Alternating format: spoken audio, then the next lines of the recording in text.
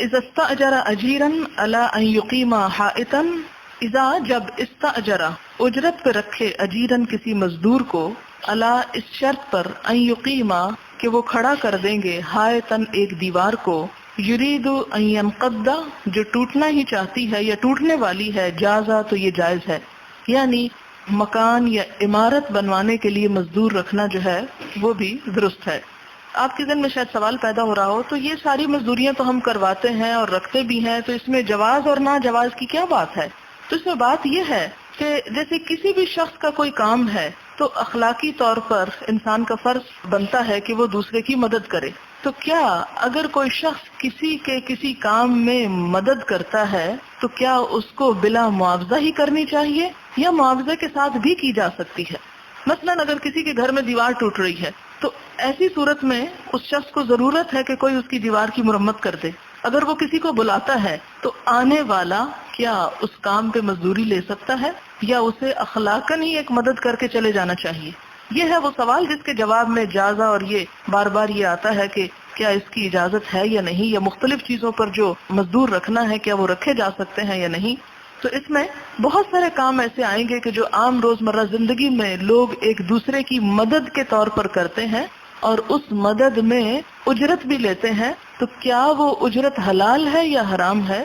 تو یہاں ان احادیث سے یہ بتایا جا رہا ہے کہ وہ اجرت لینا حلال ہے، جائز ہے، اس میں کوئی اخلاقی قباحت یا برائی نہیں ہے.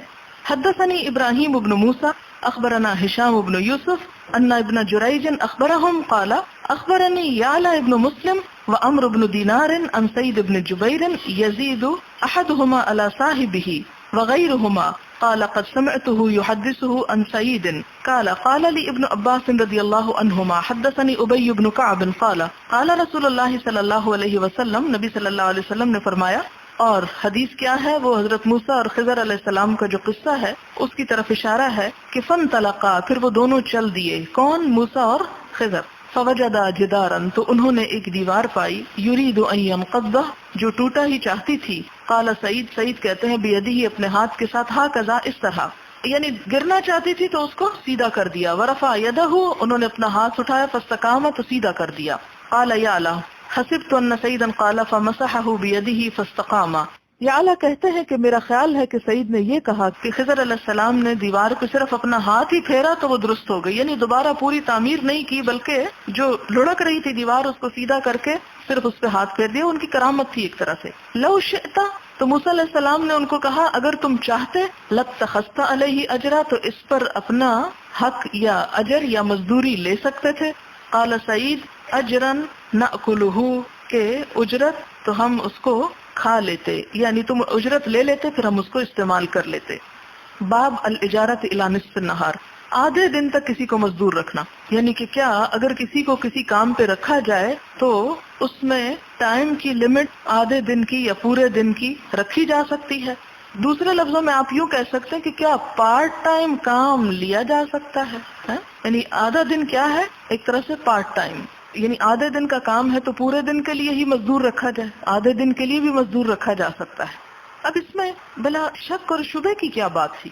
مثلا آپ اپنے گھر میں کسی خاتون کو کام کے لیے رکھتی ہیں، آپ اس کو صرف آدھے دن کے کام پہ رکھتی ہیں، پارٹ ٹائم کام پہ رکھتے ہیں، اور باقی دن اس کا خالی جاتا ہے. اب وہ جو اس مزدور کا باقی دن خالی جاتا ہے، کیا آپ اس کے قصوروار ہیں یا آپ اس پر کوئی زیادتی تو نہیں کر رہے؟ تو یہ بتایا جا رہا ہے کہ نہیں، زیادتی نہیں ہے، یہ کیا جا سکتا ہے. اس میں کہ آدھے دن کے لیے وہ آزاد ہے، وہ جو چاہے کوئی اور کام کرے نہ کرے اس کی مرضی، لیکن آپ نے اس کو آدھے دن کا کام دے کر اس پر زیادتی نہیں کی. حدثنا سلیمان بن حرب حدثنا حماد عن ایوب عن نافع عن ابن عمر رضی اللہ عنہما عن النبی صلی اللہ علیہ وسلم قال مثلکم ومثل اہل الکتابین کمثل رجل استأجر اجراء. آپ صلی اللہ علیہ وسلم نے فرمایا تمہاری مثال، تمہارے کون ہے یہاں؟ مسلمان، یعنی مسلمانوں کی مثال، ومثل اہل الکتابین، اور دو کتابوں والوں کی مثال. کون ہے یہ؟ یہود و نصارہ کی مثال. کس طرح ہے؟ کمثل رجل، اس شخص کی مانند ہے، استأجر جس نے اجرت پر رکھے اجراء کچھ مزدور. فقالا، تو کہا، من یعمل لی من غدوۃ الی نصف النہار، کون کام کرے گا میرے لیے صبح سے دوپہر تک، علی قیرات، ایک قیرات کے بدلے. فعملت الیہود، تو یہود نے کام کر لیا. ثم قالا، پھر اس نے کہا من یعمل لی من نصف النہار، کون میرے لیے کام کرے گا آدھے دن سے لے کر الی صلاۃ العصر، عصر کی نماز کے وقت تک، علی قیرات، ایک قیرات کے عوض. فعملت النصارى، تو نصارہ نے یہ کام کر لیا. ثم قالا، پھر اس شخص نے کہا من یعمل لی من العصر الی ان تغیب الشمس، کون میرا کام کرے گا عصر کے وقت سے غروب آفتاب تک کے لیے، علی قیراتین، دو قیرات پر. اب آپ دیکھیں کہ پہلے دونوں کام ایک کی رات پر تھے جبکہ وقت زیادہ تھا، اور یہاں کیا ہے، وقت کم ہے لیکن مزدوری دگنی ہے. فَأَنْتُمْ هُمْ، تو وہ تم ہو، یعنی مسلمان ہیں. اور تاریخ کے مدت میں آپ دیکھیں تو یہود جو ہیں ان کا عرصہ طویل ہے. پھر اس کے بعد یعنی حضور صلی اللہ علیہ وسلم تک کے لیے آپ دیکھیں یا دنیا کے خاتمے تک کے لیے دیکھیں تو دنیا میں یہود کی مہلت عمل یا مدت جو تھی وہ اپنے وقت کے اعتبار سے زیادہ تھی. اس کے بعد عیسائیوں کی نسبتاً اس سے کم اور مسلمانوں کی اس سے بھی کم. لیکن اجر اور ثواب کے اعتبار سے مسلمانوں کو وہ کام بتائے گئے، وہ دین دیا گیا کہ جس کا ثواب ان پہلے دونوں کے کام سے زیادہ تھا. اس سے ایک بات یہ سمجھانا مقصود ہے کہ اگر کوئی شخص کسی کو کام پر رکھتا ہے زیادہ وقت کے لیے اور تنخواہ تھوڑی دیتا ہے، اور دوسرے کو کام پر رکھتا ہے تھوڑی دیر کے لیے اور تنخواہ زیادہ دیتا ہے، تو کیا اس میں وہ پہلے کی حق تلفی تو نہیں؟ اس سے پتہ چلتا نہیں. یعنی مزدور رکھنے والے کو یہ حق ہے کہ وہ جس طرح چاہے معاملہ طے کرے. معروف کے ساتھ تو اس کا ہونا ضروری ہے، لیکن مزدوری میں کمی بیشی کی جا سکتی ہے. کیوں؟ اس لیے کہ جو کام کرنے والا ہے اگر وہ کم مزدوری پہ نہیں کرنا چاہتا تو نہ کرے، وہ ایک اس کو اپنی اجازت ہے. لیکن اگر کام لینے والا اور کام کرنے والا دونوں ایک بات طے کر لیتے ہیں، ایک بات پر راضی ہو جاتے ہیں، تو اس صورت میں کیا ہے، کوئی حرج نہیں، کوئی گناہ نہیں. فغضبت الیہود، لیکن ہوتا کیا ہے جب دوسرے مزدور کو پتہ چلتا ہے کہ مجھ سے کام زیادہ لیا اور مزدوری کم دی ہے تو پھر وہ ناراض ہونے لگتا ہے. تو یہی حال ہوا کہ یہود ناراض ہوئے، والنصارى، اور نصارہ بھی ناراض ہوئے. کس پر؟ مسلمانوں پر. فقالو، کہنے لگے ما لنا اکثر عملا، کیا ہے کہ ہم نے کام زیادہ کیا، وَأَقَلَّ عَطَاءً، اور بخشش کم ملی. عطا یعنی مزدوری یا اجرت جو ہے وہ تھوڑی ملی. کالا، تو کہا هل نقصتکم من حقکم، یہ کام لینے والے نے، آجر نے کہا هل نقصتکم من حقکم، کیا میں نے تمہارے حق میں کچھ کمی کی؟ یعنی تمہیں تو تمہارا حق دیا، جن شرائط پر میں نے تم کو مزدور رکھا تھا وہ شرائط تو میں نے پوری کر دی. میں نے اگر تیسرے گروہ کو اجر زیادہ دیا تو تم سے لے کر تو نہیں دیا، خود سے دیا. تمہیں اس بات پر غضبناک ہونے کی کیا ضرورت ہے؟ قالو، تو انہوں نے کہا لا، کہ نہیں آپ نے ہمارا حق تو کم نہیں کیا. قالا، تو فرمایا فذالک فضلی، پھر یہ میرا فضل ہے. اوتی ہی من اشاء، میں دیتا ہوں جس کو چاہتا ہوں. یعنی یہ مزدور رکھنے والا دراصل کون ہے؟ اللہ تعالیٰ. اور کام کرنے والے تین بڑے گروہ ہیں. ایک کا مدت عمل زیادہ لیکن عطا کم، دوسرے کی اس سے مدت عمل کم لیکن عطا اسی کی طرح، اور تیسرے کی مدت عمل بہت کم لیکن عطا دگنی. تو ایسے میں اللہ تعالیٰ جس کو جو چاہے عطا کرے، جتنا چاہے دے، اسے کوئی پوچھ نہیں سکتا. تو اسی سے قیاس کرتے ہوئے یہ مسئلہ بتایا جا رہا ہے کہ ایک شخص اگر اپنے گھر میں 3 نوکر رکھتا ہے اور ان تینوں کی تنخواہ مختلف دیتا ہے، مثلا ایک ڈرائیور ہے، ایک چوکیدار ہے، ایک مالی ہے. اب تینوں کا ظاہر ہے کام مختلف ہے اور تینوں کو ایک تنخواہ تو نہیں دی جا سکتی. اب مثلا مالی یہ کہے کہ میں زیادہ وقت کام کرتا ہوں لیکن میری تنخواہ کم ہے بنسبت چوکیدار کے، تو یہ ان کا آپس میں کوئی مقابلہ نہیں، ہر ایک کے ساتھ معاملہ جو ہے وہ مختلف ہوگا. ہاں، یہ مزدور رکھنے والے کو چاہیے کہ وہ دوسرے کی اجرت کے مطابق اس کا بدلہ دے اور پسینہ خشک ہونے سے پہلے اس کی مزدوری اس کو دے ڈالے. باب الاجارت الی صلاۃ العصر، عصر کی نماز تک مزدور لگانا، یعنی آدھا دن نہیں بلکہ دن کا آدھے سے کچھ زیادہ حصہ کسی سے کام لینا اور دن کا ایک حصہ کام نہ لینا، کیا اس کی اجازت ہے؟ حدثنا اسماعیل بن ابی اویس قال حدثني مالك عن عبد الله بن دينار مولى عبد الله بن عمر عن عبد الله بن عمر بن الخطاب رضی اللہ عنہما ان رسول اللہ صلی اللہ علیہ وسلم قال، نبی صلی اللہ علیہ وسلم نے فرمایا انما مثلکم والیہود، بے شک تمہاری مثال اور یہود کی، والنصارى اور نصارہ کی، کرجل ایک شخص کی طرح ہے، استعمل عمالا کہ جس نے کچھ کام کرنے والے مزدور لگائے، فقالا تو کہا من یعمل لی الی نصف النہار، کون کام کرے گا میرے لیے آدھے دن تک، علی قیرات ایک قیرات پر، فعملت الیہود علی قیرات ثم عملت النصارى علی قیرات ثم انتم الذین تعملون من صلاة العصر الی مغارب الشمس، پھر تم لوگ ہو یعنی مسلمان کے جو عصر کی نماز سے سورج کے غروب ہونے تک کام کر رہے ہو، علی قیراتین دو قرات پر، فغضبت الیہود والنصارى، تو غضبناک ہوئے یہود و نصارہ، وقالو اور کہنے لگے، نحن اکثر عملا واقل عطاء، کہ ہمارا کام زیادہ ہے اور ہماری اجرت کم ہے۔ قالا، تو مزدور رکھنے والے نے کہا، حل ظلمتکم من حقکم شیئا، کیا میں نے تمہارے حق میں سے کچھ ظلم کیا یعنی کم کیا؟ قالو، تو انہوں نے کہا، لا نہیں۔ قال فذلک فضلی اؤتیہ من اشاء، کہنے لگے پھر یہ میری مرضی، میرا فضل میں جس کو چاہوں دوں، یعنی مالک اپنی مرضی کے مطابق تنخواہ میں کمی بیشی کر سکتا ہے۔ باب اسم من منع اجر الاجیری، اسم گناہ من جو کوئی منع روک لے اجر الاجیر مزدور کی مزدوری کو، یعنی جو شخص مزدور کی مزدوری نہ دے اس کا کتنا گناہ ہے۔ حدثنا یوسف بن محمد قال حدثني يحيى بن سليم عن اسماعیل بن امیہ عن سعید بن ابی سعید عن ابی ہریرہ رضی اللہ عنہ عن النبی صلی اللہ علیہ وسلم قال، نبی صلی اللہ علیہ وسلم نے فرمایا، قال اللہ تعالی، اللہ تعالی فرماتے ہیں، ثلاثۃ، تین لوگ ہیں، انا خصمہم، میں ان کا دشمن ہوں، یوم القیامت، قیامت کے دن، یعنی ان سے اللہ تعالیٰ دشمنی کریں گے۔ وہ کون ہے؟ رجل، وہ شخص، اعطا بی ثم غدرا، جس نے عہد کیا میرا نام لے کے پھر دھوکا کیا، وعدہ نہ پورا کیا۔ اعطا بی ثم غدر، غدر ہوتا ہے دھوکا کرنا۔ ورجل، اور وہ شخص، باع حرا، جس نے بیچا ایک آزاد کو، فَأَكَلَ ثَمَنَهُ، پھر اس کی قیمت کھا گیا، یعنی کسی بچے کو جیسے پکڑ کے اسے آگے بیگار بنا کے بیچ دیا، یعنی اغوا کر کے مثال کے طور پہ، تو کسی آزاد شخص کو پکڑ لینا اور پھر اس کو بیچ کے اس کے پیسے کھا لینا، یہ بھی بہت بڑا مجرم ہے جو قیامت کے دن اللہ تعالیٰ کی دشمنی کا مستحق ہوگا۔ وَرَجُلٌ، اور ایسا شخص، استأجر اجیرن، جس نے کوئی مزدور رکھا، فاستوفى منہ، پھر اس سے پورا کام لیا، ولم یعطہ اجرہ، اور اس کو اس کی اجرت نہ دی۔ آپ دیکھیں کہ بعض اوقات لوگ گھروں میں کام کرنے والیاں رکھ لیتے ہیں اور پھر ایک دو دن کام کروایا، پسند نہیں آیا اور ایسے ہی نکال دی، نہیں، اگر کسی نے 1 گھنٹہ بھی کام کیا تو اس کی اجرت اس کو دینی چاہیے۔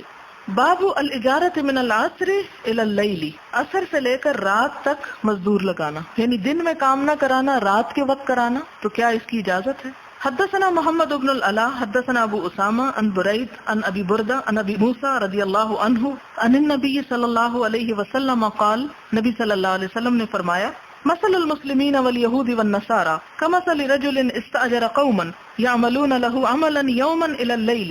یہ حدیث پیچھے بھی گزر چکی ہے، اس کا میں صرف خلاصہ بتاؤں گی کہ مسلمانوں اور یہود و نصارہ کی مثال اس شخص کی طرح ہے جس نے ایک کام کرنے کے لیے کچھ لوگوں کو رکھا جو اس کے لیے کام کر رہے ہیں، یوما الى اللیل، دن کو رات تک، علی اجر معلوم، ایک معلوم اجر تک، فعملوا له الى نصف النہار، تو انہوں نے ان کے لیے آدھے دن کام کیا، فقالوا، تو کہنے لگے، لا حاجت لنا الى اجرک، ہم اجرت نہیں لیتے، اللہ شرطت لنا، جو تو نے ہمارے ساتھ طے کی تھی، وما عملنا باطل، اور جو ہم نے کام کیا وہ بالکل اکارت گیا، بس ٹھیک ہے جانے دو اس کو۔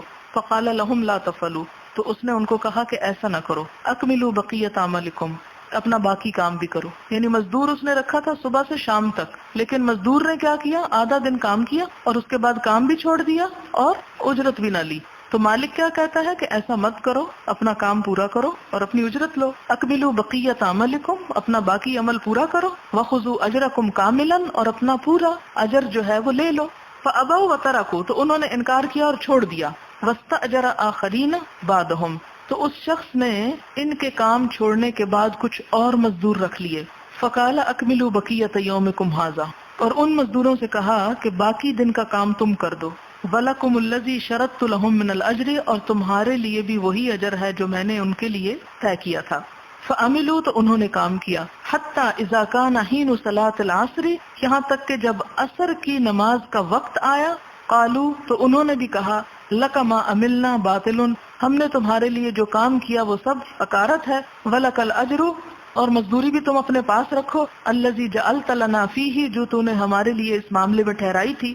فقال لهم، تو مالک کہتا ہے ان کو، اکملوا بقیت عملکم، اپنا باقی کام پورا کرو، فانما بقی من النہار شیء یسیر، کیونکہ اب دن کا چھوٹا سا حصہ باقی ہے، فابوا تو انہوں نے انکار کیا، فاستأجر قوما تو اس نے مزدور رکھ لیا کچھ اور لوگوں کو، ان یعملوا له بقیۃ یومہم کہ وہ اس کے باقی دن میں کام کریں گے، حتی غابت الشمس یہاں تک کہ سورج غروب ہو، واستکملوا اجر الفریقین تو انہوں نے پورا لے لیا اجر پہلے دو گروہوں کا بھی، کلیہما ان دونوں کا، فذالک مثلہم تو یہ ہے ان کی مثال، ومثل ما قبلوا من ھذا النور اور ان لوگوں کی مثال جنہوں نے اس نور کو قبول کر لیا یعنی اسلام۔ پچھلی حدیث تھوڑی سی اس سے مختلف ہے، یہ اس سے مختلف معنی دینے کے لیے آئی۔ اس کا خلاصہ کیا ہے کہ اللہ تعالیٰ نے سب سے پہلے اس دنیا میں یہود کو بھیجا، انہیں ایک دین اور ایک شریعت دے کر بھیجا، لیکن انہوں نے کیا کیا، کچھ اس پہ عمل کیا اور اس کے بعد اس میں بگاڑ پیدا کر دیا اور اپنے کیے کرائے پہ پانی پھیر دیا، دنیا میں بھی مقہور و مجبور ٹھہرے اور آخرت میں بھی اجر ضائع ہو گیا ان کا۔ اس کے بعد اللہ تعالیٰ نے ایک اور قوم پیدا کی اور وہ قوم تھی نصارہ کی، انہوں نے بھی کچھ کام کیا اچھا اور اس کے بعد ان کے اندر بھی بگاڑ آ گیا، ان کو بھی سمجھایا گیا لیکن وہ نہ مانے۔ اس کے بعد اللہ تعالیٰ نے امت مسلمہ کو اٹھایا اور امت مسلمہ نے آگے بڑھ کر کیا کیا، اسی ہدایت کے پیغام کو قبول کر لیا اور اس کو تھام لیا۔ اب ان کے لیے کیا ہے کہ وہ فضیلت ہے جو ان دونوں اقوام سے چھین کر ان کو دے دی گئی، وہ شرف، وہ جیسے قرآن پاک میں بھی آپ پڑھتے ہیں نا، یا بنی اسرائیل اذکروا نعمتی التی انعمت علیکم وانی فضلتکم علی العالمین، کہ تمہیں جہان والوں پر فضیلت دی۔ اب وہ فضیلت کس کو مل گئی؟ امت مسلمہ کو، کہ قیامت تک کے لیے اس دین کو تھامے رکھیں گے۔ تو یہ ایک طرح سے اس حدیث سے بتانا یہ مقصود ہے کہ اگر کوئی شخص کام کرنے کے لیے شرط طے کرتا ہے، اور شرط کیا ہے کہ میں یہ سارا دن کام کروں گا تو مجھے اتنے روپے تم دینا، اور مزدور آدھے دن ہی کام چھوڑ کے بھاگ جاتا ہے، یہ نہیں کرتا باقی حصہ کام کا، تو پھر مالک کو کیا حق ہے کہ وہ اس کی اجرت جو ہے وہ نہ دے، کیونکہ اس نے شرط توڑ دی، عہد توڑ دیا۔ لیکن وہ اجرت کس کو دے دیتا ہے؟ جو اس کام کو مکمل کر دیتا ہے، تو یہ چیز جو ہے وہ جائز ہے۔ باب من استأجر اجیرا فترک اجرہ فعمل فیہ المستأجر فزادہ، من جو استأجرہ مزدور رکھتا ہے، اجیرن کسی مزدور کو، فترک اجرہ تو وہ اس کا پیسہ چھوڑ دیتا ہے، یعنی اجر اپنا یا اپنی مزدوری کو، اجر کمانا یا کیا مزدوری، اپنی مزدوری چھوڑ دیتا ہے، فعمل فیہ المستأجر تو مزدور رکھنے والا اس میں کچھ کام کرتا ہے، فزادہ تو اس کو بڑھا دیتا ہے اس پیسے کو، او من عمل فی مال غیرہ یا کوئی شخص کسی دوسرے کے مال سے کام لے، فاستفضل پھر اس کو بڑھا لے، تو کیا یہ کرنا جائز ہے؟ مثلا کسی شخص نے آپ کے پاس 1000 روپیہ امانت کے طور پہ رکھا، آپ اس سے 1000 کو کسی کاروبار میں لگا کر اس سے مزید پیسے بنا لیتے ہیں، اب یہ پیسے کس کے ہوں گے؟ یہ آپ کے نہیں ہوں گے، یہ پیسے جو زائد ہوں گے، جو نفع ہوگا، جو پروفٹ ہوگا، وہ کون لے گا؟ جس کا وہ پیسہ ہے۔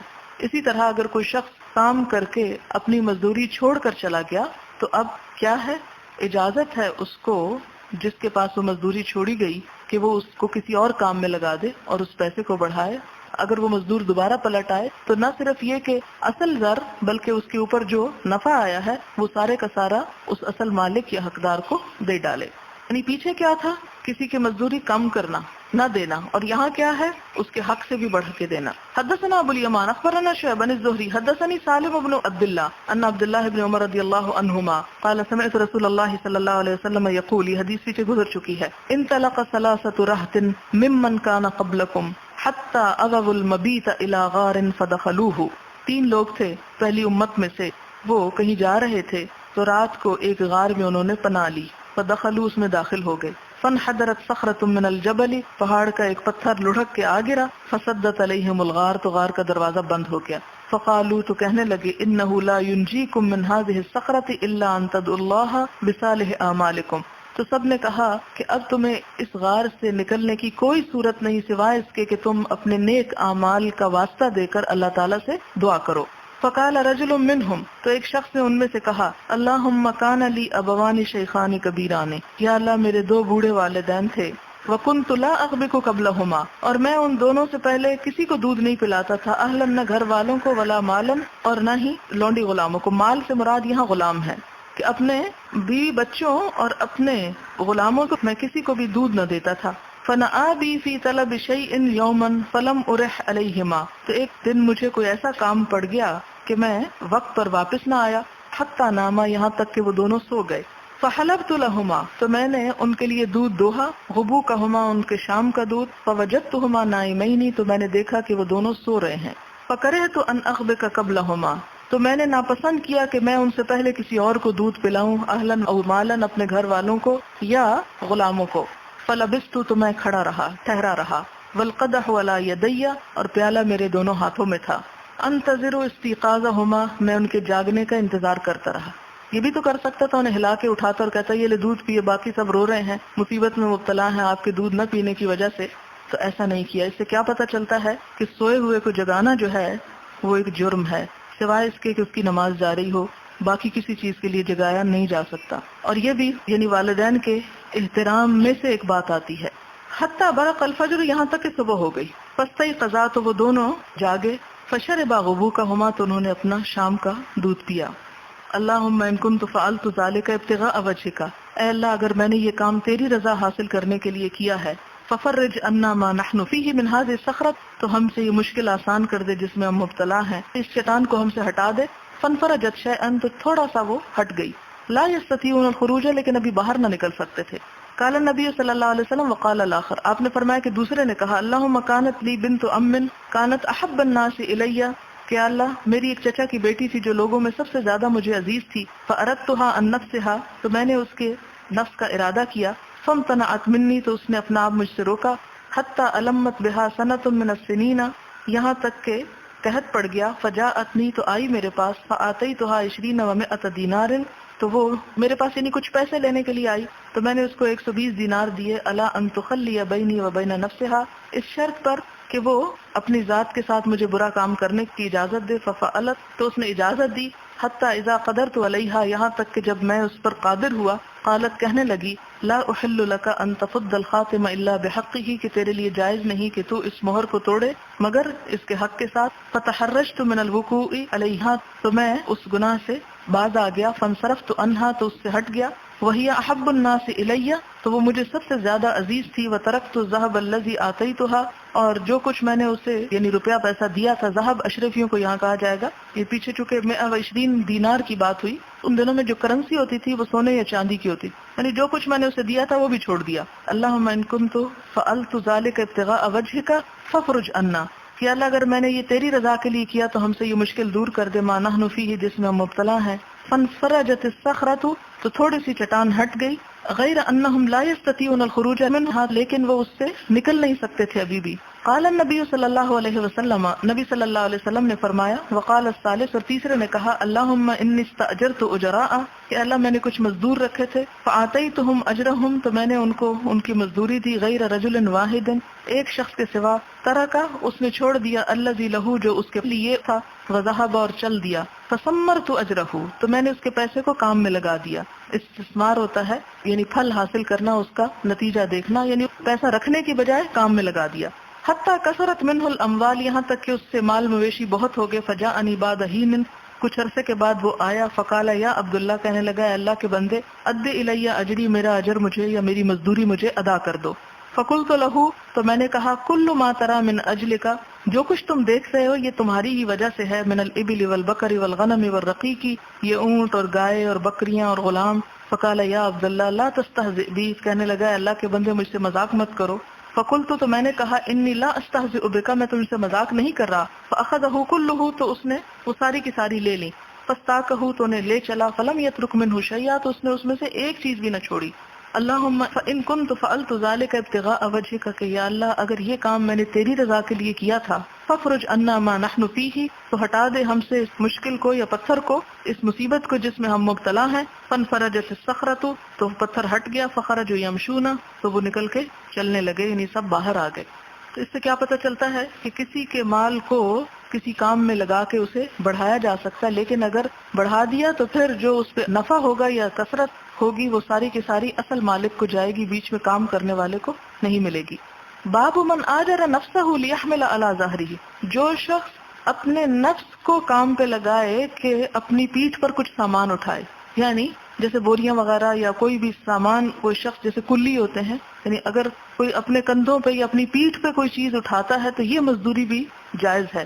ثم تصدق به پھر اس کو خیرات کر دے. وہ اجرت الحمال اور مزدور کی مزدوری یا سامان اٹھانے، حمال یہاں سامان اٹھانے والا ہے، سامان اٹھانے والے کی مزدوری کا بیان.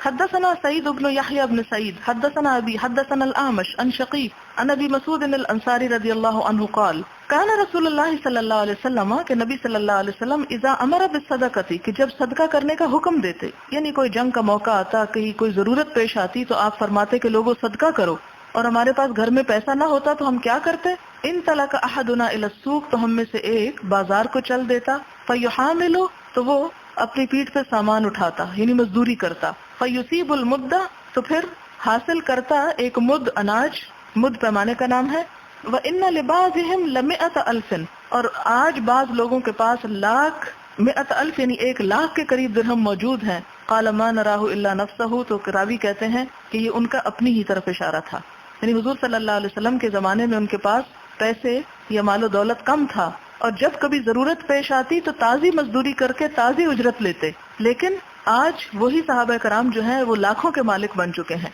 حدیث کا بیان کرنے کا مطلب یہ ہے کہ اگر کسی شخص کے پاس تجارت کے لیے کوئی پیسہ نہ ہو، کوئی اسے ہنر نہ آتا ہو، کوئی اس کے پاس آلات نہ ہو کہ جن کے ساتھ وہ کچھ کما سکے، تو اس کی اپنی جان تو موجود ہے، اور کچھ نہیں تو وہ اپنی پیٹھ پہ سامان اٹھا کر ہی کچھ مزدوری کر کے کچھ کما لے، یعنی ویسے تو جانوروں پہ لادی جاتی ہے چیز، تو کیا اس سے کسی انسان کی توہین تو لازم نہیں آتی؟ کیا یہ انسانی تکریم کے خلاف تو بات نہیں پیٹھ پہ سامان اٹھانا؟ کیا اس کی اسلام نے اجازت دی ہے ایسی مزدوری کی؟ تو یہاں سے یہ پتہ چلتا ہے کہ اس کی اجازت دی ہے، اور نبی صلی اللہ علیہ وسلم کے زمانے میں ایسا ہوتا رہا ہے، کیونکہ آج کل سب سے زیادہ جس چیز کو عیب سمجھا جاتا ہے وہ جسمانی مشقت کے کام کو، کام کرنا ہمارے نزدیک ایک برائی تصور کر لیا گیا ہے، کام کرنا ہمارے ہاں ایک عیب سمجھ لیا گیا ہے، حالانکہ صحابہ کرام سے بڑھ کر شان و شوکت اور کس کی ہوگی، اور وہ کبھی بھی ہاتھ سے کام کرنے کو برا نہیں سمجھتے تھے۔ اور حضور صلی اللہ علیہ وسلم نے تو حضرت داؤد کی مثال دی کہ وہ ایک بادشاہ بھی تھے اور ایک نبی بھی تھے، لیکن اس کے باوجود اپنے ہاتھ سے کام کر کے کمائی کیا کرتے تھے، اور اس کو وہ باعث اجر سمجھتے تھے۔ تو اسلام نے کبھی بھی اس چیز کو حقیر نہیں سمجھا، برا نہیں جانا، اور کوئی شخص جو اپنے ہاتھ سے کام کرتا ہے وہ کہیں زیادہ افضل ہے بنسبت اس کے کہ کسی کے آگے ہاتھ پھیلا کے اس سے مانگتا ہے۔ باب اجر سمسرتی دلالی کی اجرت، یعنی کیا انسان دلال بن سکتا ہے؟ جیسے آج کل ہمارے یہاں آپ دیکھیں کہ پراپرٹی ڈیلر کا جو کام ہے، تو وہ ڈیلر جو ہے وہ ان کا نہ تو روپیہ ہوتا ہے اور نہ ہی اس میں ان کی پراپرٹی ہوتی ہے، تو ایسی صورت میں وہ جو بیچ میں کمیشن لیتے ہیں کیا وہ کمیشن حلال ہے؟ ولم یرا ابن سیرین و عطاء و ابراہیم والحسن باجر السمسار بأسا، یہ تمام فقہا جو ہیں ابن سیرین اور عطاء، ابراہیم نخعی اور حسن بصری، یہ سارے اس دلالی کے کام کو جائز قرار دیتے ہیں کہ اس میں کوئی حرج نہیں، اگر کوئی شخص اپنا وقت اور اپنی محنت لگا کر لوگوں کی مدد کرتا ہے تو اس وقت کی بھی اجرت لی جا سکتی ہے۔ وقال ابن عباس لا بأس ان يقول بئس هذا الثوب، ابن عباس کہتے ہیں کہ اس میں کوئی برائی نہیں کہ ایک شخص دوسرے کو کہے کہ یہ کپڑا اتنے دام کا بیچ دو، فما زاد علی کذا و کذا فهو لک، اور اگر اس سے زیادہ بیچ ڈالو تو وہ زائد جو ہے وہ تمہارے لیے ہے۔ تو مراد یہ کہ مثلا میرا سامان ہے، میں کسی کو یہ کہتی ہوں کہ جاؤ تم اس کو بیچ دو اور اتنے کا بیچ دو، میں اپنا پروفٹ رکھ کر قیمت لگاتی ہوں، اب جو شخص وہ سامان لے گیا ہے آگے بیچنے کے لیے وہ اس پر اپنا پروفٹ بھی بناتا ہے، اور اس کو یہ شخص اجازت دیتا ہے کہ جاؤ بیچو، میں تو تمہیں 10 کی کہتا ہوں کہ 10 کی بیچ کر لے آؤ، مجھے 10 روپے اس کے چاہیے، ہاں اگر تم 11 کی بیچ سکتے ہو کہ 11 کی بیچ لو، اور وہ جو 1 روپیہ ہوگا وہ بیچ میں تمہارا ہوگا، تمہاری محنت ہوگی کیونکہ تم بیچنے کو جا رہے ہو، تو ایسی صورت میں یہ کرنا جائز ہے۔ اس سے کیا پتہ چلتا ہے کہ دوسرے کے سامان کے ساتھ اس کی مرضی کے مطابق تجارت کر کے یا کام کر کے یا اس کی مدد کر کے اس پر اجرت لینا جو ہے وہ بھی حلال ہے۔ وقال ابن سیرین، ابن سیرین کہتے ہیں اذا قال بئه بکذا، جب وہ اسے کہے کہ اتنے کا بیچو، فما کان من ربح فهو لک، تو جو نفع ہوگا وہ تمہارا، او بینی و بینک، یا میرے اور تمہارے درمیان، یعنی ہم آپس میں ڈیوائیڈ کریں گے، فلا بأس به، تو اس کو کوئی حرج نہیں۔ مثلا کوئی شخص کہتا ہے میرا گھر بیچ دو، تو اب گھر کا مالک تو کوئی شخص ہے، اب یہ شخص بھاگ دوڑ کرتا ہے، اس کا خریدار ڈھونڈتا ہے، اس کے ساتھ معاملہ طے کرتا ہے، تو اب اس پر وہ دونوں طرف سے جو روپیہ لیتا ہے تو وہ روپیہ لینا جو ہے اس کے لیے حلال ہے، کیونکہ اس نے محنت کی، ان دونوں کو باہم ملایا، اس کے لیے کوشش کی، وہ سودا طے کروایا، تو یہ جو اس کی اجرت ہے دلالی کی یہ جائز ہے۔ وقال النبی صلی اللہ علیہ وسلم، اور نبی صلی اللہ علیہ وسلم نے فرمایا المسلمون عند شروطہم، کہ مسلمان اپنی شرطوں پر ہیں، یعنی اس میں شرط کیا ہوگی جو بھی باہم وہ آپس میں معروف طریقے سے طے کر لیں۔ مثلا 1% ہوگا یا 2 ہوگا یا 5 ہوگا یا آدھا ہوگا، جو بھی وہ کریں وہ ان کا حق ہے. حدثنا مسدد حدثنا عبد الواحد حدثنا معمر عن ابن طاووس عن ابيه عن ابن عباس رضی اللہ عنہما قال نہى النبی صلی اللہ علیہ وسلم، نبی صلی اللہ علیہ وسلم نے منع فرمایا ہے ان یتلقى الرکبان کے قافلوں کو جا ملا جائے، ولا یبیع حاضر لباد، اور کوئی شخص جو شہری ہو وہ کسی دیہاتی سے مت خریدے. قلت یا ابن عباس ما قوله لا یبیع حاضر لباد، کیا معنی ہے اس بات کا کہ بستی والا باہر والے کا مال نہ بیچے؟ قال لا یکون له سمسارا، فرمایا اس کا دلال نہ بنے. کیوں؟ اس لیے کہ وہ شخص اصل حقیقت سے واقف نہیں، تو اس میں دھوکے کا امکان ہے، اس لیے اس دلالی سے منع کیا گیا. لیکن عام دلالی جو ہے اس میں جس میں دھوکے کا امکان نہ ہو وہ جائز. مثلا آپ دیکھیں کہ اب بھی یہ بات انڈرسٹوڈ ہے کہ جیسے کسی کے مکان کی خرید و فروخت پر اتنے % ہے، اور وہ تمام پراپرٹی ڈیلرز میں ایک طرح سے طے شدہ ریٹ ہوتا ہے، لینے والوں کو بھی پتا، دینے والوں کو بھی پتا، خریدنے والے کو بھی پتا، بیچنے والے کو بھی پتا، تو اس میں حرج نہیں. لیکن جس میں خریدنے یا بیچنے والے کو صحیح صورتحال کا علم نہ ہو اور دھوکے کے ساتھ کسی کے مال کو بیچ کر اس پر ضرورت سے زائد نفع کمایا جائے تو وہ اجازت نہیں ہے. اس لیے یہاں پر دلالی منع ہے، عام حالات میں نہیں. وآخر دعوانا ان الحمدللہ رب العالمین. سبحانك اللهم وبحمدك نشهد ان لا اله الا انت نستغفرك ونتوب اليك. والسلام عليكم ورحمة الله وبركاته. نحمده ونصلي على رسوله الكريم، اما بعد فاعوذ بالله من الشيطان الرجيم. بسم الله الرحمن الرحيم. رب اشرح لي صدري ويسر لي امري واحلل عقدة من لساني يفقهوا قولي.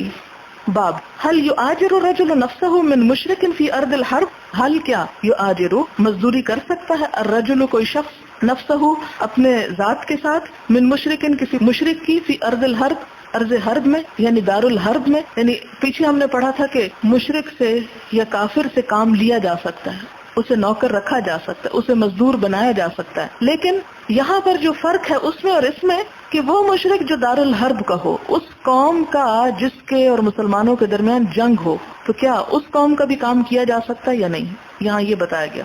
تو اس میں یہ ہے کہ کام کیا جا سکتا ہے، الا یہ کہ کوئی ایسی خاص وجہ ہو کہ جس سے مسلمانوں کے کسی مفاد پر زد پڑتی ہو. اب یہاں پر حدیث لائے ہیں جس سے پتہ چل جائے گا کہ دار الحرب کے مشرک کے لیے بھی کام کیا جا سکتا ہے. حدثنا عمرو بن حفص حدثنا ابي حدثنا الاعمش عن مسلم عن مسروق حدثنا خباب رضی اللہ عنہ قال، حضرت خباب کہتے ہیں کنت رجلا قینا، میں ایک لوہار شخص تھا، یعنی لوہاری کا پیشہ جانتا تھا. فعملت للعاص بن وائل، تو میں نے کام کیا عاص بن وائل کے لیے جو کہ مشرکین کا سردار تھا. فاجتمع لی عنده، تو جمع ہو گیا میرے لیے اس کے پاس، یعنی میری بہت سی مزدوری جمع ہو گئی، میں کام کرتا رہا، اس کے ذمہ مزدوری بڑھتی رہی. فاتیتہ اتقاضاہ، تو میں اس کے پاس آیا اور اس سے تقاضا کرنے لگا، کس بات کا کہ مجھے میری مزدوری دو. فقال، کہنے لگا لا نہیں، واللہ لا اقضیک، اللہ کی قسم میں نہیں دوں گا تجھ کو. حتی تکفر بمحمد، یہاں تک کہ تم محمد صلی اللہ علیہ وسلم کا انکار کر دو، کفر کرو. فقلت، تو میں نے کہا اما واللہ حتی تموت ثم تبعث، اللہ کی قسم تم مر کر اٹھو گے. فلا، تو بھی یہ نہیں ہوگا. قال، اس نے کہا وانی لمیت ثم مبعوث، اور کیا میں مروں گا اور پھر میں زندہ کیا جاؤں گا. قلت نعم، میں نے کہا ہاں. قال فإنه سيكون لي ثم مال وولد، تو کیا فرق پڑتا ہے، وہاں بھی مجھے مال اور اولاد مل جائے گا. فاقضی کا، پھر مجھے مال اور اولاد ملے گی تو میں وہاں پورا کر دوں گا، وہاں دے دوں گا. یعنی یہاں نہیں دیتا، تم کہتے ہو مروں گا تو ہاں ٹھیک ہے مروں گا، پھر مل جائے گا، جب وہاں ملے گا تو پھر دے دوں گا. فانزل اللہ تعالی، تو اللہ تعالیٰ نے یہ آیت اتاری، افرأیت الذی کفر، کیا تم نے دیکھا اس شخص کو جس نے کفر کیا بآیاتنا، ہماری آیات کے ساتھ. وقالا، اور کہا لأوتین مالا وولدا، کہ مجھے ضرور وہاں مال اور اولاد ملے گی. باب ما یعطا فی الرقیۃ، دم کر کے مزدوری لینا، یعنی جو دیا جاتا ہے کسی دم کرنے پر. رقیہ ہوتا ہے تعویذ، دم، جھاڑ پھونک، یعنی باقی کاموں کی تو جو فزیکل انوالومنٹ کے ساتھ کام ہے ان پر تو مزدوری کی بات ہو چکی پیچھے، کہ کوئی اپنے جسم کو استعمال کرے یا اپنے ہنر کو، جیسے لوہار یا کسی قسم کی تجارت یا کام کاج، تو وہ ساری مزدوریوں کی تو اجازت مل گئی. اب یہ ہے کہ وہ کام جو انسان ذہنی یا اپنے کسی علمی عمل کے ساتھ کرتا ہے تو کیا اس پر بھی مزدوری لے سکتا ہے. مثال کے طور پر کسی کو دم کر کے یا کسی کو کوئی ایسی چیز سکھا کر کہ جس میں فزیکل انوالومنٹ ایسا سچ نہ ہو، صرف ایک علمی معاملہ ہو، تو کیا اس پر بھی اجرت لے سکتے ہیں؟ یعنی کوئی شخص مثال کے طور پر پڑھا کر اجرت لے سکتا ہے یا نہیں؟ یعنی ایک استاد کو تنخواہ دی جا سکتی ہے یا نہیں؟ تب ان معاملات میں احادیث آئیں گی. باب ما یؤتا، جو دیا گیا، پھر رقیت، جھاڑ پھونک پر، علی احیاء العرب، عرب قبیلوں پر، بفاتحۃ الکتاب، سورۃ الفاتحہ پڑھ کر. وقال ابن عباس، اور ابن عباس کہتے ہیں نبی صلی اللہ علیہ وسلم، نبی صلی اللہ علیہ وسلم سے، احق ما اخذتم علیہ اجرا، سب سے زیادہ حق جس چیز پر تم لو اجر، کتاب اللہ، اللہ کی کتاب ہے. یعنی سب کاموں سے زیادہ اجرت لینے کے لائق اللہ کی کتاب ہے. وقال شعبی، اور شعبی کہتے ہیں، لا یشترط المعلم، نہ شرط رکھے معلم. یعنی اجرت لی تو جا سکتی ہے، لیکن معلم کو طے نہیں کرنا چاہیے کہ جب تک تم مجھے اتنے پیسے نہیں دو گے میں نہیں پڑھاؤں گا تمہیں. الا ان یؤتا شیئا، مگر یہ کہ وہ کوئی چیز دیا جائے، فلیقبلہ، تو اسے چاہیے کہ وہ قبول کر لے. وقال الحکم، اور حکم کہتے ہیں، لم اسمع احدا کرہ اجر المعلم، میں نے کسی ایک کو بھی نہیں سنا جس نے معلم کی اجرت کو مکروہ سمجھا ہو. وَأَعْطَى الْحَسَنُ دَرَاهِمَ عَشَرَةً، کہ حسن نے کیا دیا؟ 10 درہم دیے. وَلَمْ يَرَ ابن سیرین بِأَجْرِ الْقَسَّامِ بَأْسًا، اور ابن سیرین نے قسام کی اجرت میں کوئی حرج نہیں دیکھا. قسام کون ہے؟ تقسیم کرنے والا. یعنی مثال کے طور پر کوئی چیز آپ کو تقسیم کرنا ہے، لوگوں میں بانٹنا ہے. آپ ایک شخص کو پکڑ لاتے ہیں اور آپ کہتے ہیں یہ چیز ہے، یہ 1000 لوگ ہیں، ان کو تقسیم کراؤ. وہ تقسیم کراتا ہے اور اس پر وہ اسے مزدوری دے دیتے ہیں. تو کیا یہ کام صرف ایک اخلاقی طور پر ہی کر دینا چاہیے یا اس پر بھی اجرت لی جا سکتی؟ یعنی تقسیم کے کام پر، تقسیم میں کیا ہے؟ انسان کا کچھ بھی خرچ نہیں آ رہا، صرف وہ کیا کر رہا ہے؟ مثال کے طور پہ پیکٹس بنے ہوئے اور وہ سب کو ایک ایک جا کے پکڑا کے آ جاتا ہے. یا مثال کے طور پر آپ دیکھیں جیسے بیرے ہوتے ہیں، تو اب وہ کیا کرتے ہیں؟ اپنے گھر سے تو کھانا نہیں پکا کے لاتے، وہ صرف لوگوں کو سرو بھی تو کر رہے ہوتے ہیں، صرف دے ہی تو رہے ہوتے ہیں. تو کیا یہ پیشہ جو ہے یہ حلال ہے؟ کیا اس کام کو پیشہ بنایا جا سکتا ہے؟ کیا لوگوں کو کھانا پیش کر کے، کھلا کے، یا ان کو تقسیم کر کے، یا مثال کے طور پر ایک شخص جو ہے وہ ٹکٹ دے رہا ہے، تو اب وہ ٹکٹ تقسیم ہی کر رہا ہے نا، ٹکٹ دے کے پیسے لے رہا ہے، تو یہ بھی ہے تو ایک عمل. کیا اس کو یہ کام صرف اخلاقاً کر دینا چاہیے یا اس کام کو بھی وہ پیشہ بنا سکتا ہے؟ تو یہ پتہ چلتا ہے کہ اسے بھی پیشہ بنا سکتا ہے. ظاہر ہے کہ جس کام پر بھی انسان اپنا وقت لگاتا ہے، اپنی محنت لگاتا ہے، اس کام پر اسے اجرت کا حق حاصل ہے. وقالا، اور کہا، کانا یقال السحت، اسے رشوت کہا جاتا تھا، سحت کہا جاتا تھا. اور رشوت کیا ہے؟ الرشوت فی الحکم، رشوت جو ہے وہ فیصلہ کرنے کے معاملے میں ہوتی ہے کہ ایک حاکم جب فیصلہ کرتا ہے تو رشوت کے ذریعے جب اس کے فیصلے کو تبدیل کروا دیا جائے. مثلا کسی شخص کے خلاف فیصلہ ہونے والا تھا اور وہ شخص اسے پیسے دے کر فیصلہ اپنے حق میں کروا لیتا ہے، تو یہ کیا ہوا؟ یہ رشوت ہوا. یعنی ناحق کام کرنے کی جو اجرت ہے وہ رشوت ہوتی. اچھا، اسی طرح آپ کہیں گے کہ اگر کوئی جائز کام کرا دے، تو جائز کام میں بات یہ ہے کہ اگر ایک شخص کسی محکمے میں بیٹھا ہے اور اس کے فرض میں ہے یہ بات شامل کہ وہ کام کرے، تو اس کو نہ کرے، اپنے فرض کو ادا نہ کرے اس تنخواہ کے عوض، بلکہ کیا کرے؟ جس کا کام ہے اس سے کچھ لے، تو یہ بھی رشوت ہوگی، خواہ وہ جائز کام ہی کیوں نہ ہو. ناجائز پر بھی رشوت ہے اور جائز پر بھی رشوت ہے، کیونکہ اس کا حق یہ نہیں کہ وہ لوگوں سے مال وصول کرے. اس کا تو یہ فرض ہے کہ جس سیٹ پر وہ بیٹھا ہے اس پر بیٹھ کر جو ذمہ داریاں اس پہ عائد ہوتی ہیں لوگوں کی خدمت کی، وہ ذمہ داری پوری کرتا چلا جائے.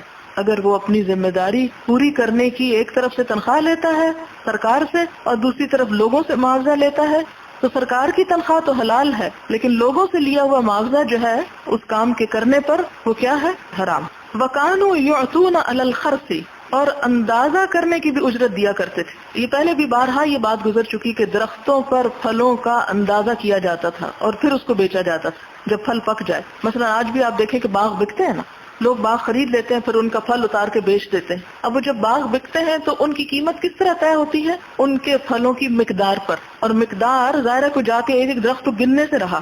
اب ایک کینو کا درخت آپ گن سکتے ہیں یا ایک آم کے درخت پہ گن سکتے ہیں کہ کتنے ہزار پھل ہے؟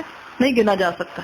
تو وہ کیا ہوتا ہے؟ کچھ ماہر ہوتے ہیں اس کام کے کہ جو درختوں کے پھلوں کا صحیح اندازہ کر سکتے ہیں کہ اس پر اتنے کلو ہوگا یا اتنے ڈزن ہوگا. تو ایسا جو لوگ اندازہ کرنے والے ماہرین ہیں جب اپنی ایکسپرٹیز کو وہ پیش کرتے ہیں تو اس پر بھی وہ اجرت لے سکتے ہیں.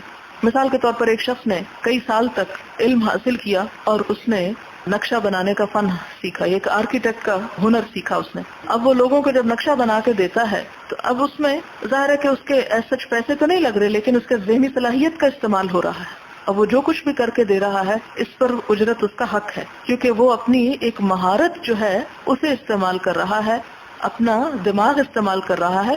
تو یہ جو یہاں سے باب آیا نا، باب ما یؤتی فی الرقیہ، یہ اینڈ تک سارے جتنے کام ہیں ان سب میں کیا ہے؟ دماغی محنت اور دماغی کوشش کے عوض پیسہ وصول کرنا. تو اس کی طرف یہاں اشارہ ہے کہ وہ بھی جائز ہے. اب یہاں پر احادیث کچھ آئیں گی کہ جس سے پتہ چلے گا کہ یہ اجرت کس طرح حلال یا جائز ہے. حدثنا ابو النعمان حدثنا ابو اوانا عن ابی بشر عن ابی المتوکل عن ابی سعید رضی اللہ عنہ قال، ابو سعید خدری کہتے ہیں، انطلق نفر من اصحاب النبی صلی اللہ علیہ وسلم فی سفرۃ، نبی صلی اللہ علیہ وسلم کے ساتھیوں میں سے کچھ لوگ ایک سفر پر نکلے. سافروہا، جس میں انہوں نے سفر کیا، حتی نزلوا، یہاں تک کہ وہ اترے، علی حی، ایک قبیلے کے پاس، من احیاء العرب، عرب قبائل میں سے. فاستضافوہم، انہوں نے ان سے اپنا حق کے مہمانی طلب کیا. جیسا کہ آپ جانتے ہیں کہ صحراؤں میں بسنے والوں کے پاس نہ تو راستوں میں کوئی ہوٹلز ہوتے تھے، نہ ہی کوئی سرائے تھی اس وقت، نہ ہی کوئی مسافروں کے رہنے کی جگہ تھی. تو ایسی صورت میں عربوں کا جو رواج تھا وہ کیا تھا کہ جس قبیلے پر، جس بستی، جس گاؤں پر بھی وہ ٹھہرنا چاہتے وہ ٹھہر سکتے تھے، اور گاؤں والوں کی ذمہ داری تھی کہ وہ آنے والے مسافروں کو کھانے کے لیے دیں. یہ ایک اخلاقی حق تھا ان کا. اب مسلمان یعنی اسلام جب آیا تو مسلمانوں میں سے کچھ لوگ ایک سفر پر گئے اور راستے میں ایک قبیلے پر انہوں نے پڑاؤ کیا یا ٹھہرے اور ان سے اپنا حق مہمانی طلب کیا. فَأَبَوْا أَن يُضَيِّفُوهُمْ، تو انہوں نے ان کو مہمان بنانے سے انکار کر دیا، شاید ان کے اسلام ہی کی وجہ سے کہ تم مسلمان ہو، ہم تمہیں نہیں رکھتے اپنے پاس. حالانکہ عرب جو عادات تھی یا کلچر تھا، عرب کلچر کے مطابق کوئی قبیلہ کسی کی مہمانی سے انکار کر ہی نہیں سکتا تھا، لیکن انہوں نے مسلمانوں کی مہمانی سے انکار کر دیا. فَلُدِغَ السَّيِّدُ ذَلِكَ الْحَيِّ، تو ڈس لیا گیا اس قبیلے کا سردار، یعنی اس قبیلے کے سردار کو کسی سانپ بچھو نے کاٹ لیا. لدغا سانپ یا بچھو کے کاٹنے کو کہتے ہیں، ڈنگ مار لیا. فسعوا له بكل شيء، انہوں نے اس کے لیے ہر طرح کی دوڑ دھوپ کی، سعی کا مطلب بھاگ دوڑ کر، ہر چارہ آزما لیا کسی طرح اس کے اس تکلیف کو آرام ہو. فقال بعضهم، تو ان میں سے کسی نے کہا، لا ينفعه شيء، اس کو تو کوئی چیز فائدہ نہیں دے رہی. یعنی جو ان کے ٹونے ٹوٹکے تھے، جو بھی علاج معالجے کے طریقے تھے، سب آزما ڈالے لیکن کسی چیز سے کچھ فائدہ نہ ہوا. تو کسی نے کہا کہ ہمارے پاس تو اب کوئی چیز نہیں رہی جس سے کوئی اسے فائدہ ہو. لو اتیتم هؤلاء الرہط، اگر تم آؤ اس قافلے والوں کے، راحت کہتے ہیں قافلے کو، یعنی لوگوں کا ایک گروہ جو 9 تک ہوتا ہے، یعنی یہ جو قافلہ آیا ہے، اگر اس قافلے کے پاس تم آؤ اور ان سے پوچھو، الذین نزلوا، جو اترے ہیں آ کے، لعلہ ان یکون عند بعضهم شیء، ہو سکتا ہے کہ ان میں سے کسی کو کوئی علاج معلوم ہو، ان میں سے کسی کے پاس کوئی چیز ہو جس سے اس سردار کی تکلیف کو کم کیا جا سکے. فاتوہم، تو وہ ان کے پاس آئے.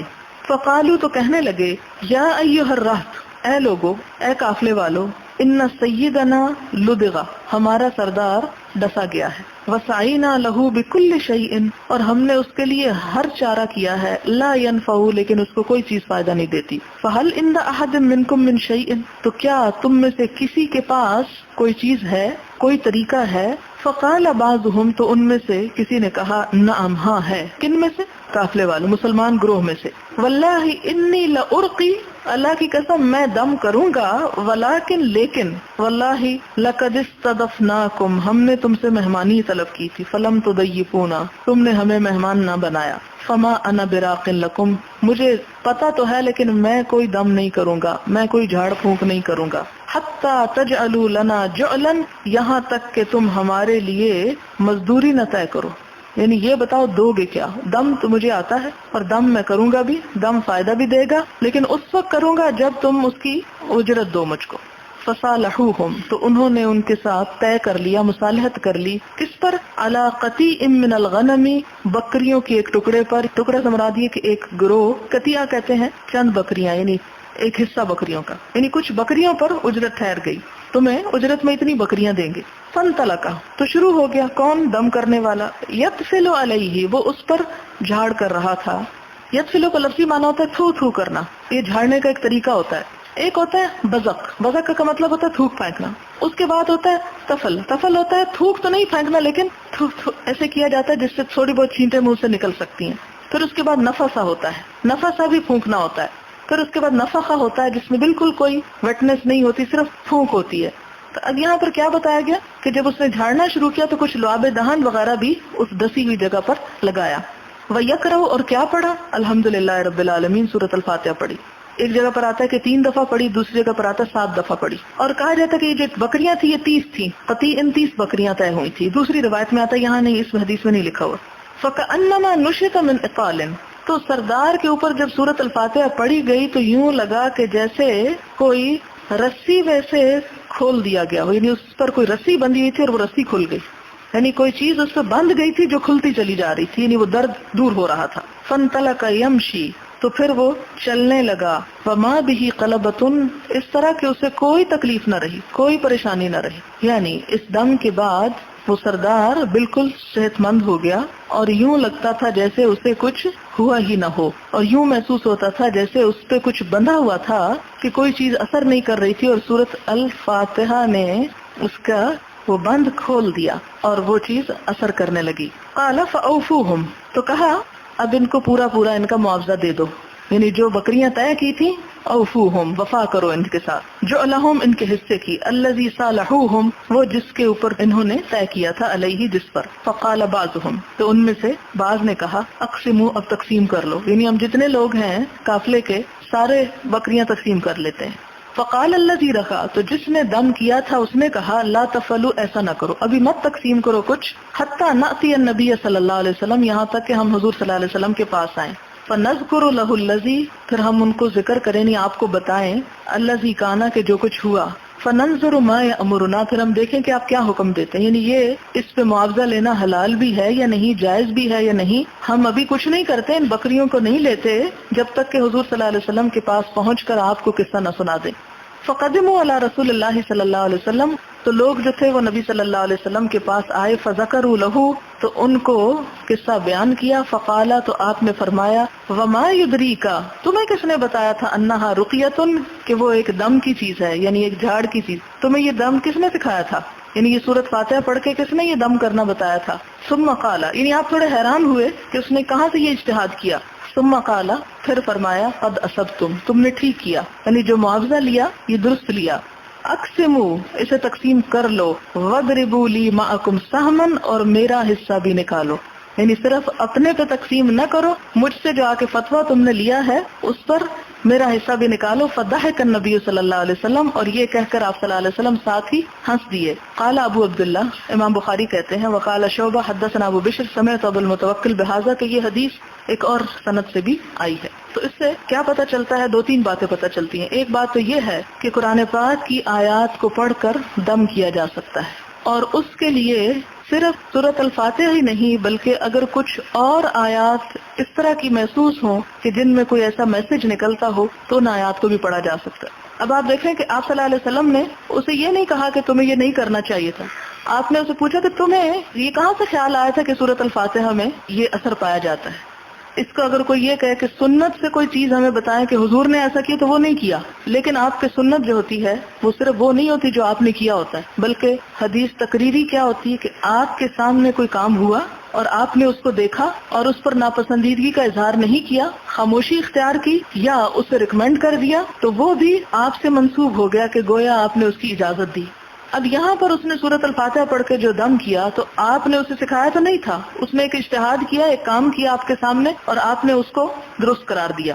اب اس چیز کو سامنے رکھتے ہوئے اس بات کی یہاں سے اجازت نکلتی ہے یا اس پر قیاس کرتے ہوئے کہ جب آپ کے دور میں یہ ہوا تو ہم بھی اگر قرآن پاک کی کوئی آیت یا کوئی چیز پڑھ کر دم کرتے ہیں, یہ پھر اسی پر قیاس کیا گیا کہ وہ شخص تو کافر تھا, وہ تو پڑھ نہیں سکتا تھا, تو انہوں نے کیا کیا, پڑھ کے اس کے اوپر جھاڑ پھونک کر دی. تو اسی طرح اس سے اس کی اجازت نکلتی. ہاں کس چیز کی اجازت نہیں, نمبر 1 شرکیہ کلمات کی نہیں, کیونکہ وہ شرک ہے, اس میں اللہ کے سوا شیاطین سے مدد مانگی جاتی. اسی طرح جس چیز کو اوائڈ کرنا چاہیے وہ ہندسے ہیں, کہ بعض اوقات ہندسے لکھے ہوئے ہوتے ہیں اور جو وہ ہندسے لکھتے ہیں معلوم نہیں کہ ان ہندسوں کو وہ انٹرپریٹ کس طرح کرتے ہیں اور اس کے پیچھے وہ کون سے الفاظ ہیں جو انہوں نے ہندسوں کی شکل میں لکھ لی. ہندسے بھی ایک طرح سے تحریری ہوتے ہیں, جیسے آپ دیکھیں کہ فرعون کی جو تحریریں ہیں وہ اس شکل میں ہوتی ہیں، تصویروں کی شکل میں، فگرز کی شکل میں.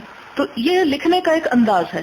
بعض اوقات الف بے سے لکھتے ہیں اور بعض اوقات وہ جو ہے 786 لکھتے ہیں مثال کے طور پر، یا اور اسی طرح 12 کا لفظ آپ نے کئی دفعہ لکھا ہوا دیکھا ہوگا. یہ بہت سے اور الفاظ لکھتے ہیں. تو وہ دراصل جو ہندسے ہوتے ہیں وہ آیات کو ریپرزینٹ کر رہے ہوتے ہیں یا کسی بھی کلام کو ریپرزینٹ کر سکتے ہیں.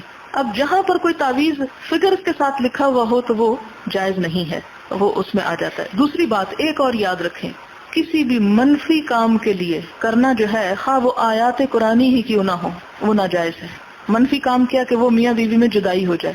آپ کہیں کہ ہم تو صرف قرآن ہی کی آیت استعمال کر رہے ہیں تو اس سے کیا فرق پڑتا ہے؟ نہیں. کسی کے لیے کوئی بری نیت رکھ کے کہ اسے تکلیف پہنچے یا اسے کوئی نقصان پہنچے کسی بھی قسم کا، تو یہ پھر کفر میں شمار ہو جاتا ہے. تو اس کے اوپر شدید پوچھ ہوگی. ہاں اگر کسی کے اندر لڑائی ہو رہی ہے، جھگڑا ہو رہا ہے، تو آپ کوئی ایسی آیت یا دعا بتا دیتے کہ یہ پڑھو یا اس کا ذکر کرو تو اس کی اجازت ہے، وہ تو ایک نیکی کا کام ہے. لیکن الٹے مقاصد کے لیے، منفی مقاصد کے لیے کرنا جو ہے وہ ایک غلط کام ہے.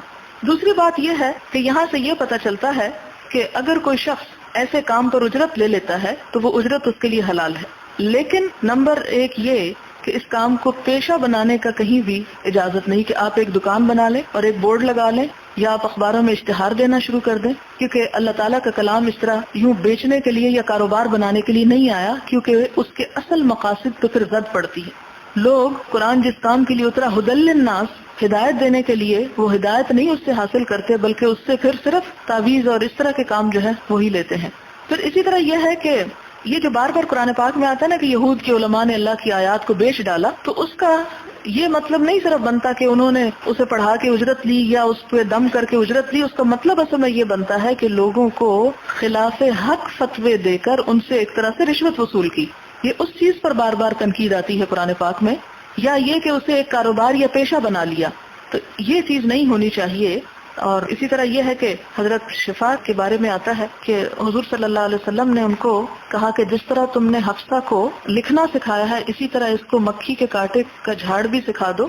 تو یہ ہے کہ اگر اللہ تعالیٰ کے نام کے ساتھ کوئی چیز پڑھی جاتی ہے یا دم کیا جاتا ہے، کیونکہ آپ دیکھیں کہ قرآن پاک کی آیت کے اندر ہی یہ آتا ہے کہ وَنُنَزِّلُ مِنَ الْقُرْآنِ مَا هُوَ شِفَاءٌ، صاف آیت ہے جس سے کیا پتہ چلتا ہے کہ ہم قرآن میں سے اتارتے ہیں جو کیا ہے، شفا ہے. اور شفا کس کے لیے ہوتی؟ روحانی بیماریوں کی تو ہے ہی، ڈیفینیٹلی ہے، لیکن اس کے ساتھ بعض جسمانی بیماریوں کے لیے بھی شفا ہو سکتی ہے. اس کی وجہ کیا ہے کہ جسم اور روح آپس میں ایک دوسرے کے ساتھ گندے ہوئے ہیں. جو چیز جسم پر اثر کرتی ہے وہ روح پہ خود ہی اثر کر جاتی ہے، اور جو چیز روح پہ اثر کرتی ہے وہ جسم پر بھی اثر کرنے لگتی ہے. اور خصوصی طور پر جو جادو وغیرہ اور اس طرح کی چیزیں ہیں ان کے مقابلے پر تو ظاہر ہے کہ پھر قرآن پاک کی آیات سے مدد لی جا سکتی ہے. اور ہمیشہ کسی کے ساتھ بھی اگر خدا نخواستہ کوئی ایسا مسہیپ ہو، کوئی جادو وغیرہ کا اثر ہو، تو اس کے توڑ کے لیے کبھی بھی کوئی شیطانی یا شرکیہ یا غلط کام یا کسی جاہل عامل کے پاس کبھی نہ جائیں، کیونکہ وہ پھر شرک ہو جائے گا. اس کے لیے قرآن پاک ہی کی آیات حسب حال استعمال کریں، اور اس یقین کے ساتھ کہ قرآن سے بڑھ کر کوئی طاقت نہیں اور قرآن پہ کوئی باطل غالب آ نہیں سکتا. اور اس میں آپ دیکھیں کہ حضور صلی اللہ علیہ وسلم نے خود بہت سے طریقے بتا دیے. صبح شام وہ کل جو ہیں ان کو پڑھنے کے لیے کہا گیا. رات کو سوتے وقت آیت الکرسی پڑھ کر پھونکنے کو کہا گیا کہ چاروں کونوں میں پھونک دیا جائے. پھر اسی طرح آپ صلی اللہ علیہ وسلم نے اپنے ہاتھ میں پھونک کر اپنے جسم پر ملنے کے لیے کہا.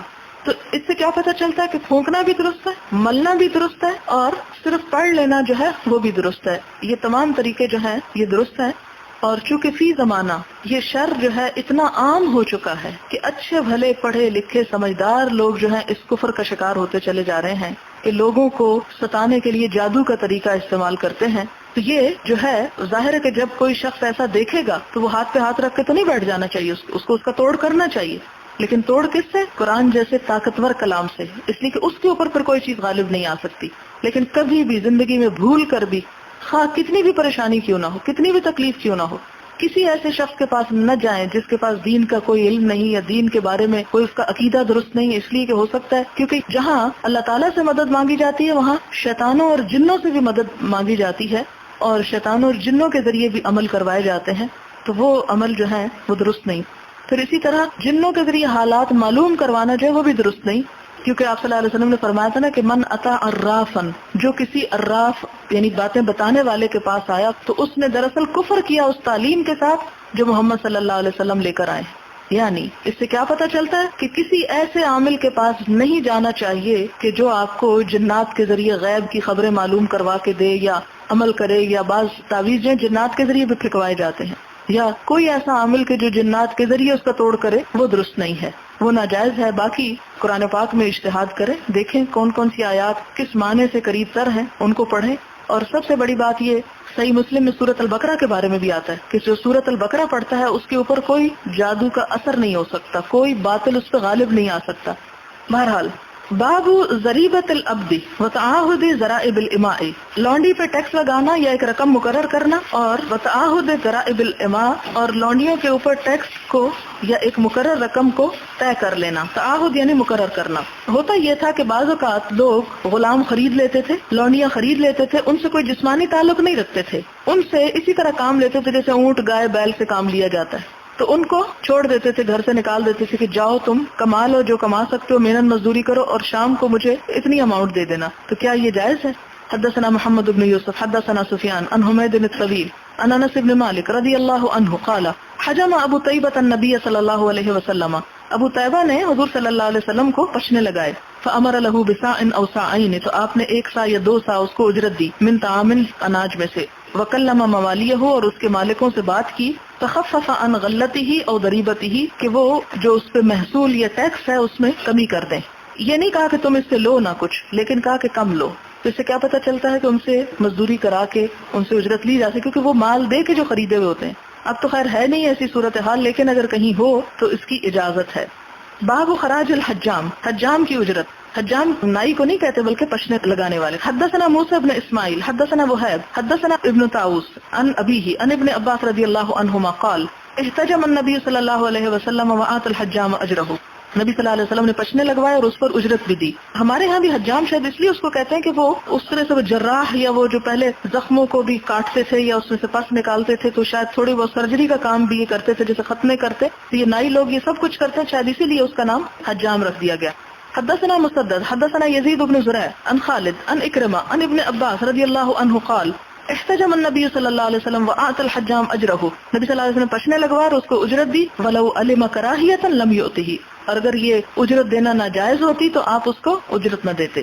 حدثنا ابو نعیم حدثنا مسعر عن عمرو بن عامر قال سمعت انس رضی اللہ عنہ یقول کان النبی صلی اللہ علیہ وسلم یحتجم، کہ نبی صلی اللہ علیہ وسلم پشنے لگاتے تھے، ولم یکن یظلم احدا اجرہ، اور نہ ظلم کرتے تھے کسی ایک پر بھی اس کی مزدوری میں، یعنی اس کا حق اس کو پورا پورا دے دیتے تھے۔ باب من کلم موالی العبد، جو کوئی بات کرے غلاموں کے مالکوں سے، ان یخففوا عنہ من خراجہ، کہ اس کا ٹیکس کچھ محصول کم کر دیں۔ حدثنا آدم حدثنا شعبہ عن حمید الطویل عن انس بن مالک رضی اللہ عنہ قال دعا النبی صلی اللہ علیہ وسلم غلاما حجاما، نبی صلی اللہ علیہ وسلم نے ایک پشنے لگانے والے غلام ابو طیبہ کو بلایا، فحجمہ، تو اس نے پشنے لگایا، وامر له بصاع وصاعین او مد ومدین وکلم فیہ فخفف من ضریبتہ، یعنی ایسا کرنا بھی جو ہے اس کی بھی اجازت ہے، یعنی کسی کے لیے سفارش کرنا۔ باب کسب البغی والاماء، کسب کمائی، بغی فاحشہ عورت کی، والاماء اور لونڈی کی، یعنی فاحشہ عورت جو جیسے پروسٹیٹیوٹس ہیں تو ان کی جو کمائی ہے اس کی بات کی گئی کہ وہ جائز ہے یا نہیں۔ وکرہ ابراہیم اجر النائحۃ، ابراہیم نخی جو ہیں وہ ناپسند کرتے ہیں اجرت نوحہ کرنے والی کی، والمغنیۃ، اور گانے والی کی۔ نائحہ رونے والی، یہ بھی ایک پیشہ تھا کہ جیسے آج کل آپ دیکھیں کہ جب کوئی بچہ پیدا ہوتا ہے تو وہ گانے بجانے والے آ جاتے ہیں، تو اسی طرح وہ بھی ان کا ایک پیشہ ہے، ان کا اور کوئی کام نہیں ہوتا۔ وہ کیا ہوتا ہے، وہ گھر گھر دیکھتے پہ کہیں شادی ہو یا کوئی خوشی کا ہو تو وہاں پر شور ہنگامہ کر کے زبردستی پیسے وصول کرتے۔ اسی طرح ایک رواج یہ بھی تھا کہ جب کسی کے گھر میں ڈیتھ ہو جاتی تو کچھ لوگوں کو بلا کر رلوایا جاتا تھا تاکہ خوب شہرت ہو کہ فلاں پہ مرنے پہ بہت رویا گیا۔ وقول اللہ تعالی ولا تکرہوا فتیاتکم علی البغاء، اور مت مجبور کرو اپنی لونڈیوں کو حرام کام پر، ان اردنا تحسنا، اگر وہ پاک دامنی سے زندگی بسر کرنا چاہیں، لتبتغوا ارد الحیات الدنیا، تاکہ تم تلاش کرو یا لے سکو دنیا کی زندگی کا مال، ومن یکرہہن، اور جو انہیں مجبور کرے گا، فإن اللہ، تو بے شک اللہ تعالیٰ، من بعد اکراہہن، ان کو مجبور کرنے کے بعد، غفور الرحیم، بخشنے والا مہربان ہے۔ یعنی پھر اگر کسی عورت کو، یعنی کسی غلام یا لونڈی کو کوئی اس کا مالک ایسا پیشہ کرنے پر مجبور کرتا ہے اور وہ عورت خود نہیں چاہتی لیکن غلام ہے، وہ کہیں نہیں جا سکتی، بھاگ نہیں سکتی، تو اس صورت میں اس عورت کو تو اللہ تعالیٰ معاف کر دے گا، لیکن اس سے وہ پیشہ کرانے والے سے ہی ساری پوچھ گچھ ہوگی، اور وہ مال جو ہے وہ حلال نہیں۔ قال مجاہد فتياتكم کا کیا معنی ہے؟ اماءکم تمہاری لونڈیاں. حدثنا قتيبة بن سعيد عن مالك عن ابن شهاب عن ابي بكر بن عبد الرحمن بن الحارث ابن هشام عن ابي مسعود الانصاري رضي الله عنه ان رسول الله صلی اللہ علیہ وسلم نبی صلی اللہ علیہ وسلم نے نہا عن ثمن الكلب منع فرمایا ہے کتے کی قیمت سے، ومہر البغی اور فاحشہ کی کمائی سے، وحلوان الکاہن اور نجومی کی مٹھائی سے. حدثنا مسلم بن ابراہیم حدثنا شعبہ عن محمد بن حجادة عن ابی حازم عن ابی ہریرہ رضی اللہ عنہ قال نہى النبی صلی اللہ علیہ وسلم عن کسب الاماء، نبی صلی اللہ علیہ وسلم نے لونڈیوں کی کمائی سے منع کیا، یعنی وہی فحاشی کی کمائی، دوسری نہیں. باب اسب الفحل، اسب ہوتا ہے نر کا مادہ پر چڑھنا، اس کا پھر کرایہ دینا. یعنی جب گائے یا بھینس وغیرہ کو حامل کرانا مقصود ہو تو ایسے جگہ پر لے جانا کہ جس کے پاس نر جانور ہو تو اس پر اجرت جو ہے وہ منع ہے، یہ نہیں لینی چاہیے. حدثنا مسدد حدثنا عبد الوارث و اسماعیل ابن ابراہیم عن علی ابن الحکم عن نافع عن ابن عمر رضی اللہ عنہما قال نہى النبی صلی اللہ علیہ وسلم عن اسب الفحل، کہ نبی صلی اللہ علیہ وسلم نے نر سے حامل کروانے کی اجرت کو منع کیا ہے. باب اذا استاجر ارضا، جب کوئی شخص کوئی زمین کرائے پر لے، فمات احدہما، پھر ان میں سے ایک فوت ہو جائے، وقال ابن سیرین کہتے ہیں لیس لأہلی ان یخرجوہ، تو اس کے گھر والوں کے لیے جائز نہیں کہ وہ اسے وہاں سے نکالیں، الی تمام الاجل، مدت پوری ہونے تک. مثلا ایک شخص مالک مکان تھا، اس نے ایک گھر اپنا رینٹ آؤٹ کیا، کسی کو کرائے پر دیا 1 سال کے لیے، مالک خود مر گیا، مکان اس کے بچوں کو منتقل ہو گیا. اب بچوں کے لیے جائز نہیں کہ وہ مدت پوری ہونے سے پہلے کرایہ دار کو وہاں سے نکال دیں، یہ مراد ہے. وقال الحکم والحسن وایاس بن معاویہ تمد الاجارۃ الی اجلھا، کہ اجارہ جو ہے وہ قائم رہے گا اپنی مدت تک، یعنی جو لکھا ہوا ہے ایگریمنٹ میں وہ مدت پوری ہوگی، الا یہ کہ اس ایگریمنٹ میں اگر آپ لکھیں کہ اتنے مہینے کے نوٹس پر مکان خالی کرایا جا سکتا ہے تو وہ اس شرط کے مطابق پھر خالی کروا سکتے ہیں. وقال ابن عمر آتا النبی صلی اللہ علیہ وسلم خیبر بالشطر، نبی صلی اللہ علیہ وسلم نے آد پر خیبر کی زمینیں دے دی تھیں. آد کا کیا مطلب ہے؟ یعنی بٹائی پر، کہ خیبر کی زمینوں پہ یہودیوں کو کام کرنے کے لیے کہا اور کہا کہ جو اس کی پیداوار ہوگی وہ آدھی کام کرنے والوں کی اور آدھی مالکوں کی. فکان ذالک علی عہد النبی صلی اللہ علیہ وسلم، اور یہ نبی صلی اللہ علیہ وسلم کے دور میں ہوا، وہ ابی بکر اور حضرت ابو بکر کے، وہ صدرا من خلافت عمر، اور حضرت عمر کی خلافت کے ایک حصے میں بھی، ولم یذکر ان ابا بکر جدد الاجارہ، اور یہ ذکر نہیں کیا گیا کہ ابو بکر رضی اللہ تعالیٰ عنہ نے پھر اس اجارہ کو دوبارہ اس کی تجدید کی ہو، بعد ما قبض النبی صلی اللہ علیہ وسلم، نبی صلی اللہ علیہ وسلم کی وفات کے بعد. یعنی وہ جب ایک مدت پوری ہو گئی جو آپ نے طے کی تھی، حضرت ابو بکر نے اس کی تجدید نہ کی، یعنی پھر وہ کانٹریکٹ ان سے ختم کر دیا گیا. حدثنا موسى بن اسماعیل حدثنا جویریہ بن اسماء النافع عن عبد اللہ رضی اللہ عنہ قال اعطى رسول اللہ صلی اللہ علیہ وسلم خیبر الیہود، نبی صلی اللہ علیہ وسلم نے یہودیوں کو خیبر دیا، ان یعملوها کہ اس میں کام کریں، ویزرعوها اور اس میں کھیتی باڑی کریں، ولہم شطر ما یخرج منها اور ان کے لیے آدھا ہے جو اس میں سے نکلے گا. وان ابن عمر حدثہ، اور ابن عمر نے بیان کیا، ان المزارع کہ کھیت جو تھے، کانت تکرا علی شیء کہ وہ کرائے پر دیے جاتے تھے ایک چیز پر، سماہ نافع، نافع نے اس کا نام تو لیا تھا، لا احفظہ مجھے وہ یاد نہیں. وان رافع بن خدیج حدثہ، اور رافع بن خدیج کہتے ہیں، ان نبی صلی اللہ علیہ وسلم نہا عن قراء المزارع کہ نبی صلی اللہ علیہ وسلم نے کھیتوں کو کرائے پر دینے سے منع کیا. وقال عبید اللہ النافع عن ابن عمر، اور حضرت عبید اللہ نافع سے روایت کرتے ہوئے ابن عمر سے، حتی اجلاہم عمر، یہاں تک کہ حضرت عمر نے یہودیوں کو خیبر سے نکال دیا. یعنی وہ آد پر تو دیا جا سکتا لیکن کرائے پر نہیں. کرائے پر دینے کا کیا مطلب ہے کہ تم یہ اس زمین میں کھیتی باڑی کرو اور مجھے اس پر 1 لاکھ دے دو. ہو سکتا ہے کہ وہ بیچارہ بیمار پڑ جائے اور وہ کچھ بھی کھیتی باڑی نہ کر سکے، ہو سکتا ہے وہ کھیتی باڑی کرے اور اس میں سے لاکھ نہ نکلے. تو اس لیے ایک طرح سے لگی بدی رقم پر کھیت کو کرائے پر نہیں دیا جائے. گھر تو دیا جا سکتا ہے لیکن کھیت نہیں دیا جا سکتا. کھیت کو دینے کا مطلب ہے اس سے نفع حاصل کرنا، اور پیداوار اگر ہوئی نہیں تو بیچارہ جس نے لیا کرائے پہ یا ٹھیکے پہ جسے کہتے ہیں، وہ تو اس کا کام خراب ہو جائے گا. اس لیے اس میں ایک فریق کو نقصان پہنچنے کا اندیشہ ہے جس کی وجہ سے اسے منع کیا گیا.